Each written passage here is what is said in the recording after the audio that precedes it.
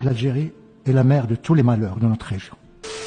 J'aurais tant voulu, chers collègues, que les moments qui traversent le Maroc, le deuil de ces familles, les décès, les milliers de morts, les milliers de blessés, les destructions, vous auraient incité à garder le silence, à respecter le moment et, comme vous le dites, à être solidaire. On ne peut pas verser des larmes de crocodile et en même temps attaquer un pays qui vit toujours dans un drame.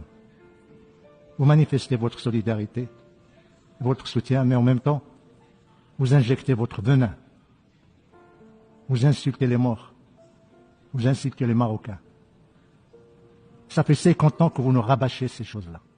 Ça fait 50 ans que vous dites que vous n'êtes qu'une partie neutre, qui n'est pas partie prenante.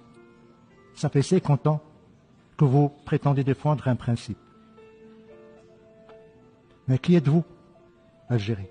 Qui êtes-vous, monsieur le président, monsieur l'ambassadeur, si vous n'êtes pas partie prenante? L'Algérie, pourquoi a-t-elle pris la parole? Parce qu'elle est neutre? Parce qu'elle n'est pas partie prenante? Parce que juste elle défend un principe? Parce qu'elle défend le référendum? Mais vous commettez énormément de distorsions historiques. Vous faites preuve d'ignorance de ce qu'a fait les Nations Unies. Vous parlez de référendum et vous parlez des résolutions du Conseil de sécurité. Vous avez oublié que le Conseil de sécurité, ça fait pratiquement 23 ans qu'il ne parle plus de référendum. Vous parlez du principe de l'autodétermination.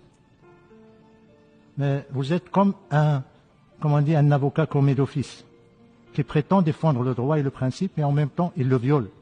Si le principe de l'autodétermination est si cher à votre cœur, si cher à votre esprit, si lié à votre histoire, à votre ADN, pourquoi vous ne l'appliquez pas chez vous?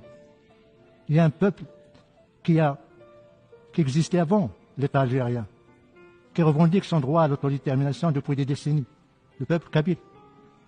Vous lui refusez ce que vous voulez offrir à des populations qui revendiquent leur... توجيهات الولايات المتحدة والقوى الجوية ستمضي قدما بأول طائرات مقاتلة الجيل السادس. لا شيء في العالم حتى قريب من مستواها، وسكون معروفة بالطائرات F-47. الجنرالات اختاروا الاسم رقم جميل F-47. This country was going down, Greg. If this election wasn't won, this country had no chance. This country is going to be, remember I used to say for years, we're going to be Venezuela on steroids. And that's what was happening to the country. And now we're turning it around. And I think we're turning it around fast.